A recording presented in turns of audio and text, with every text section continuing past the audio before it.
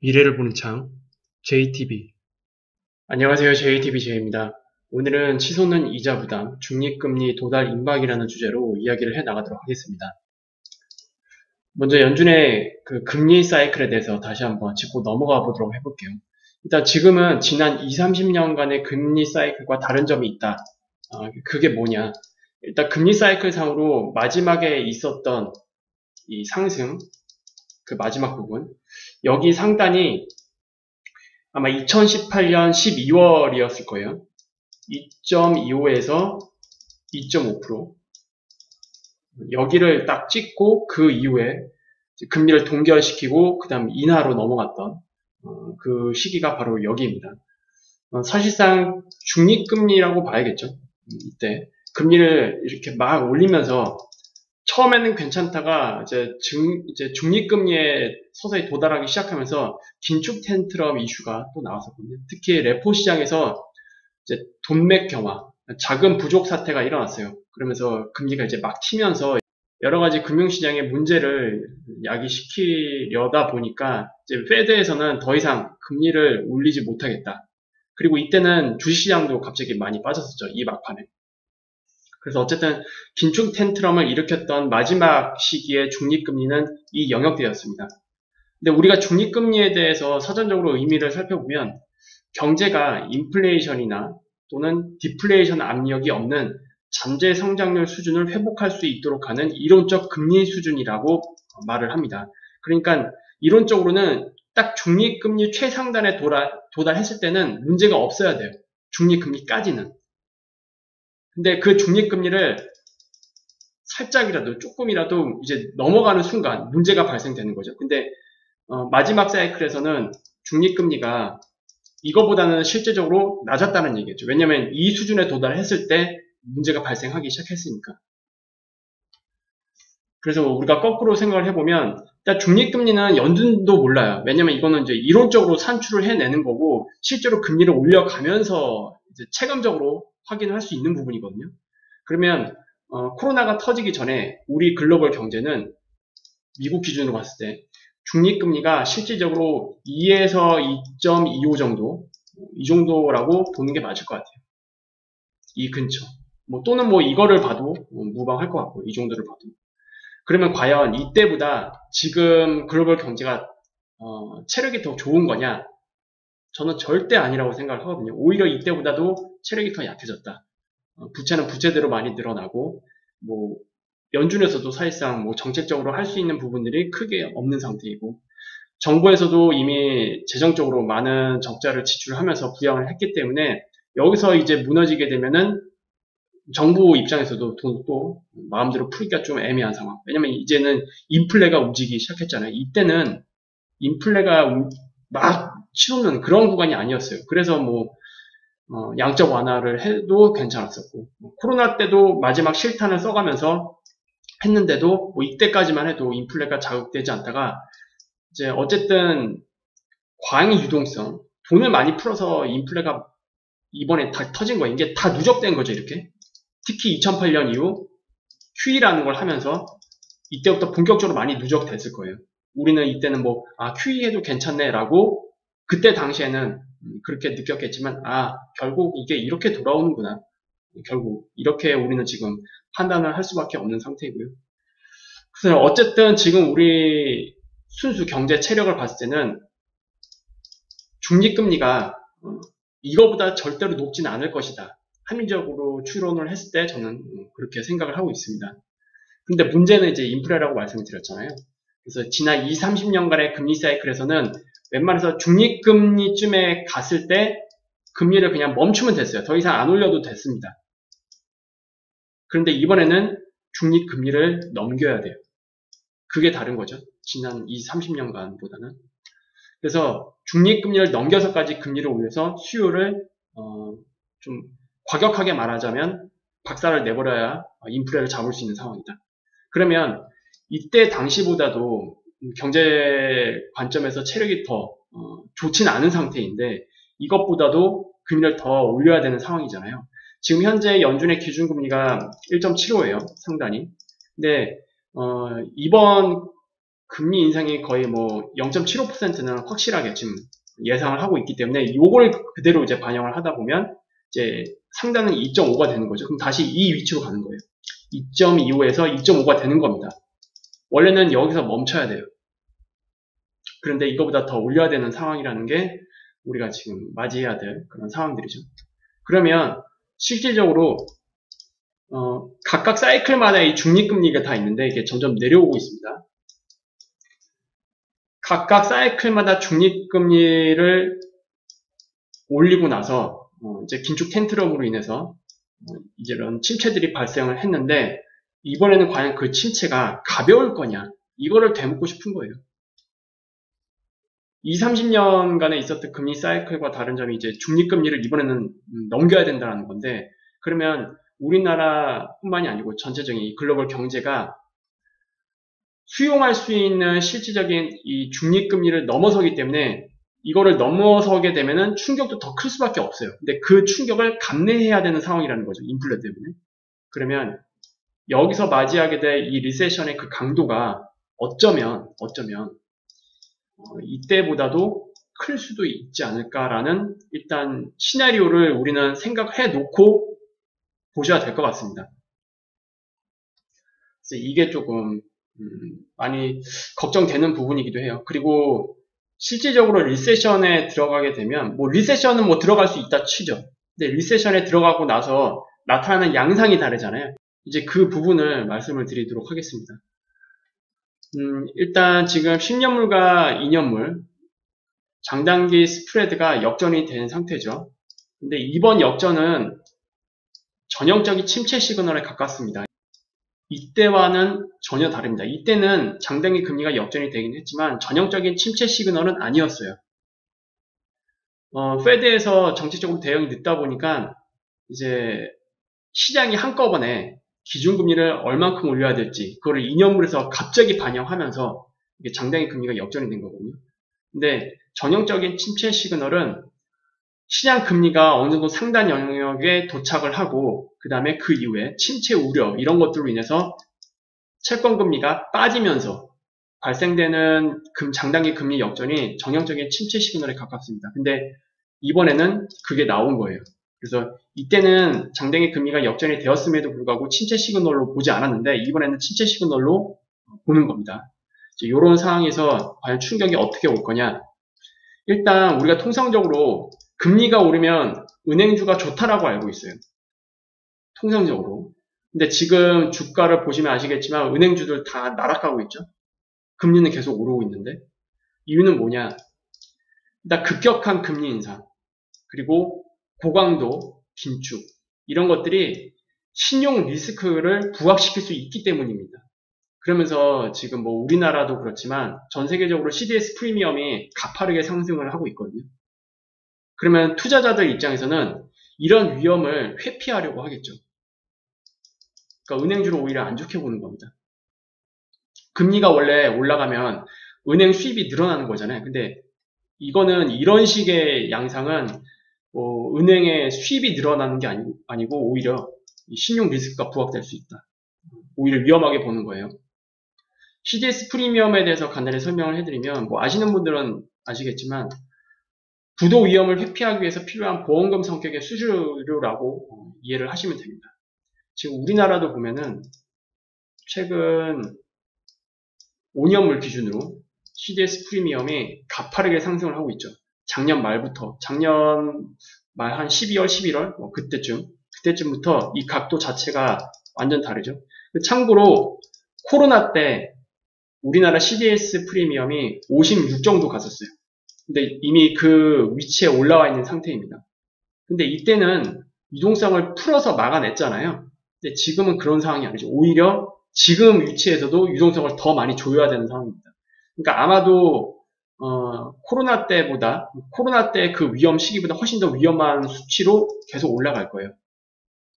이게 100을 넘어가게 되면 우리나라 기준으로 100을 넘어가게 되면은 이거는 이제 신용 리스크가 터질 수도 있다. 그렇게 보셔도 무관할 것 같습니다. 어쨌든 우리나라 상태는 이런 상태고 우리나라가 지금 이렇다라는 얘기는 다른 이머징 국가는 말할 필요도 없는 거예요. 그리고 특히 유럽 국가도 말할 필요가 없는 겁니다. 유럽 같은 경우에는, 유럽 은행들 같은 경우에는 대부분 2011년 유로존 위기 당시보다도 CDS 프리미엄이 올라갔어요. 그때보다 더 위험하다는 뜻입니다. 지금 상태가. 그리고 여기에 이제 더불어서 경기 침체 우려까지 가중되고 있죠. 그러면 경기 침체 우려, 지금 아까 보았듯이 장단기 금리 스프레드가 이게 역전이 된 거잖아요.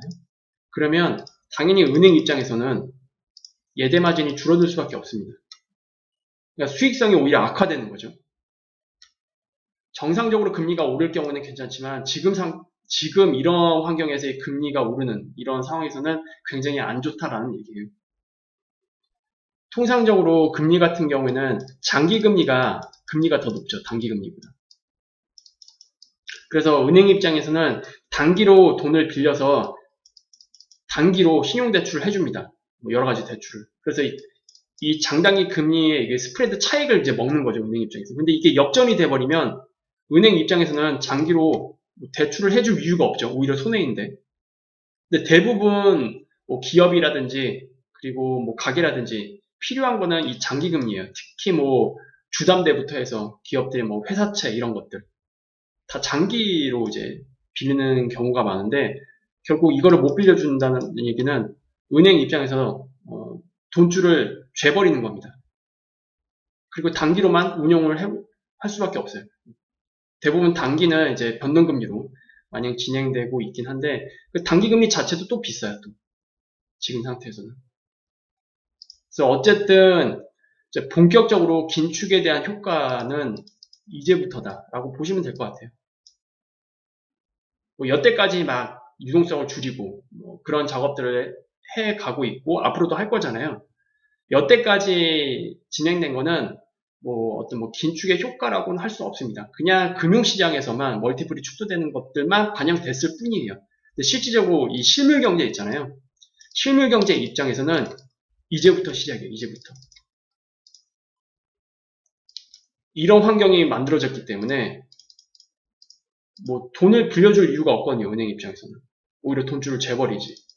그게 아마 3분기를 넘어서 4분기부터 본격적으로 실무 경제를 타격하지 않을까 그렇게 생각을 합니다. 그래서 이제부터 이제 긴장을 해야 되는 건데 어쨌든 이거를 요약을 해보면 실무 경제에서는 4분기부터 많은 이상 징후가 일어날 수 있다는 것을 암시합니다. 장단기 금리도 역전이 됐고 CDS 프리미엄도 이제 위험 수준으로 도달하는 국가들도 굉장히 늘어나고 있고 우리나라도 이미 코로나 때 그 수치까지 올라와 있는 상태인데 여기서 매크로 환경을 감안을 해보다 보면 더 올라갈 수밖에 없다는 걸 좀 예상을 할 수가 있겠죠.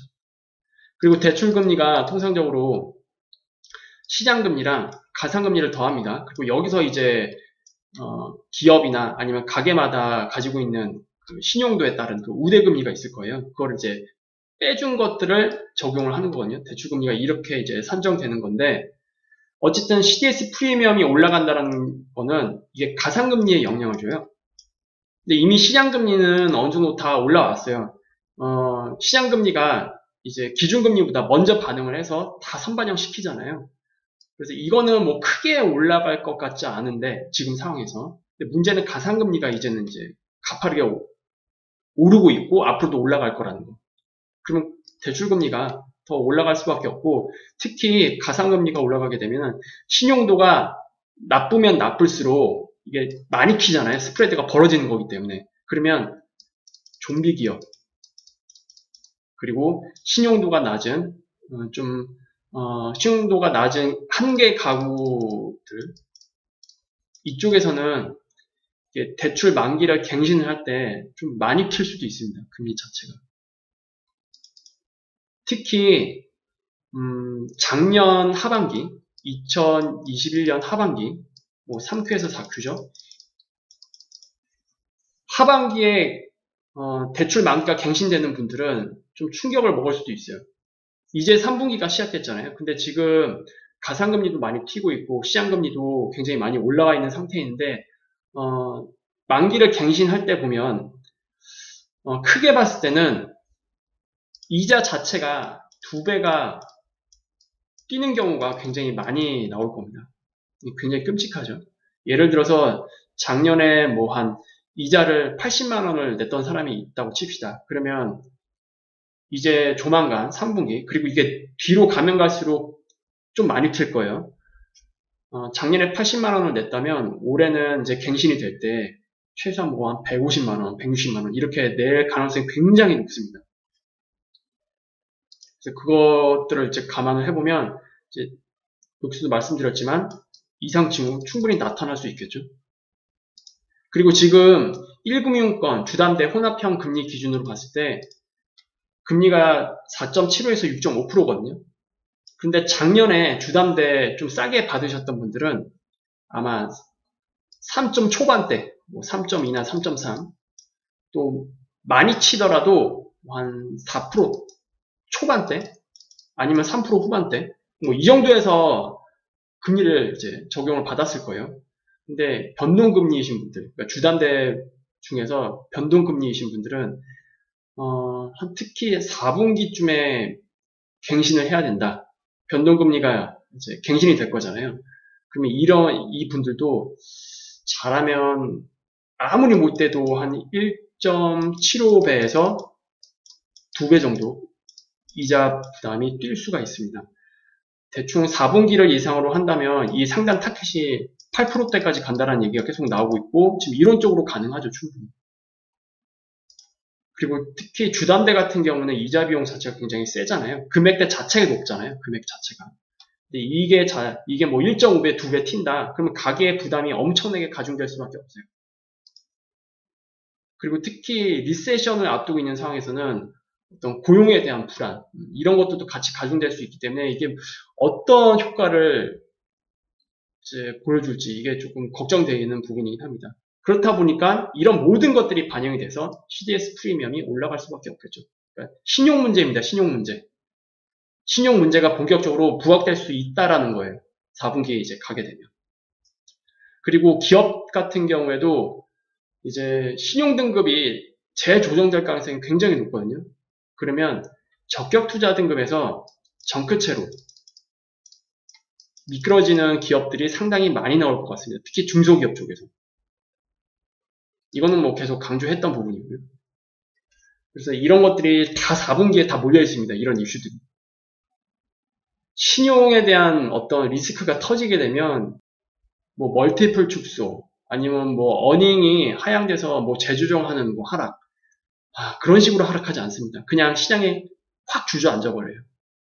뭔가 허리가 끊어지는 듯한 그런 방식으로. 그래서 신용이 그렇게 무서운 거거든요. 그래서 이게 이제 4분기에 터지느냐 마느냐 좀 걱정되는 부분이긴 한데 이 부분을 모니터링을 굉장히 잘 해야 될 것 같아요. 특히 국가로 보자면 이머징 마켓 자체가 좀 많이 위험하겠죠. 이런 환경에서는. 그리고 이거는 뭐 이머징 마켓뿐만이 아니고 미국도 마찬가지예요. 회사채 시장에 대한 문제.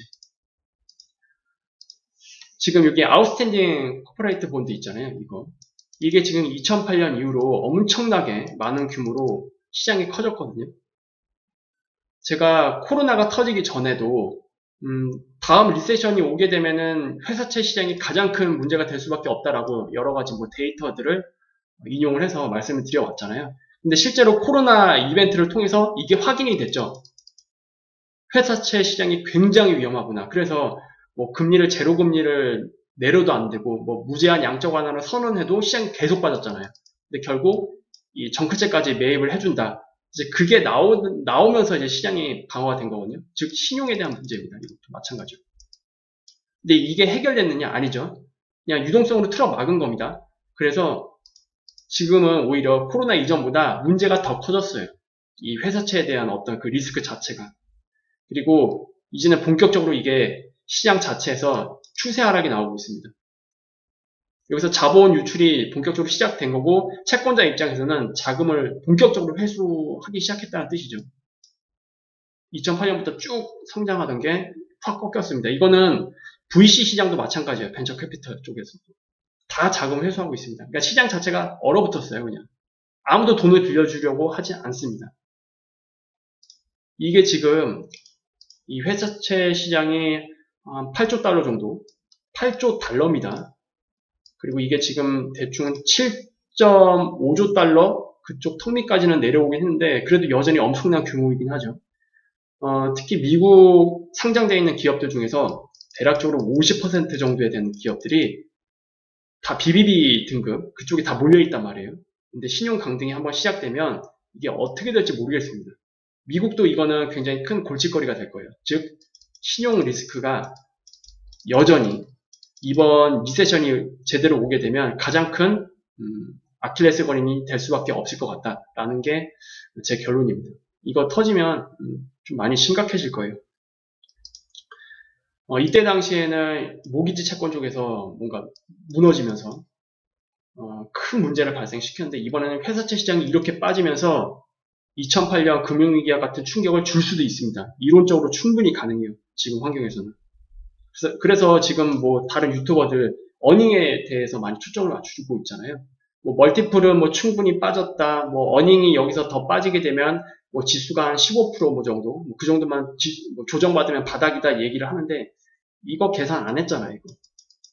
이거 안 터진다라는 보장이 있어요. 이거 터지면 뭐 어닝이 어쨌건 다 필요 없어요. 누가 막아주지 않는 이상 시장은 계속 빠집니다. 투매가 투매를 부르는 그런 형태로 계속 빠져요. 뭐 적정 지수라는 게 없습니다. 그거를 들이밀 수 있는 환경 자체가 아니에요. 신용이 깨지면. 그만큼 무서워요.